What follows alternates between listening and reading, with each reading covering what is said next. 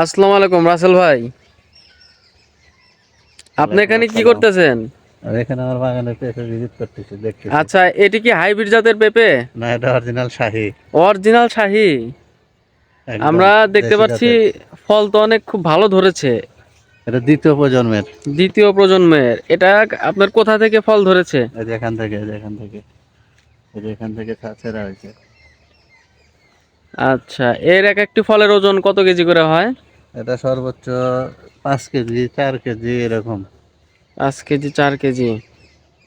আর কত কত জায়গায় 7 কেজি পর্যন্ত আছে, কিন্তু আমার বাগানে আমি 5 কেজি পর্যন্ত পাইছি। আচ্ছা, পরবর্তীতে এই জাতের পেঁপেটি নিয়ে আপনার কি আরো কোনো প্ল্যান আছে? অবশ্যই আমি এটা বীজ হিসাবে রাখবো, বীজ দিয়ে যেখানে ফাঁকা জায়গা আছে আলু উঠায় আমি চারা দেবো। আচ্ছা, এখানে আপনি আলু উঠিয়ে চারা দেবেন। আলুর মাঝে আমরা কি দেখতে পাচ্ছি? এটা মিষ্টি কুমড়া, মিষ্টি কুমড়া মিষ্টি উঠে কুমড়া। যাওয়ার পরে, আচ্ছা, আচ্ছা ঠিক চৈত আছে। চৈত মাসের পরে আচ্ছা, গাড়বা। এটি কোন জাতের পেঁপে গাছ আপনি এটা লাগিয়েছেন? আমার বাগানের পেঁপে পাকায় নিজের হাতে চারা দিই না, এগুলো চারা আর কি। এগুলো দেশি জাতের শাহী। দেশি জাতের শাহী। এবং রসুনের মধ্যে লাগানো হয়েছে।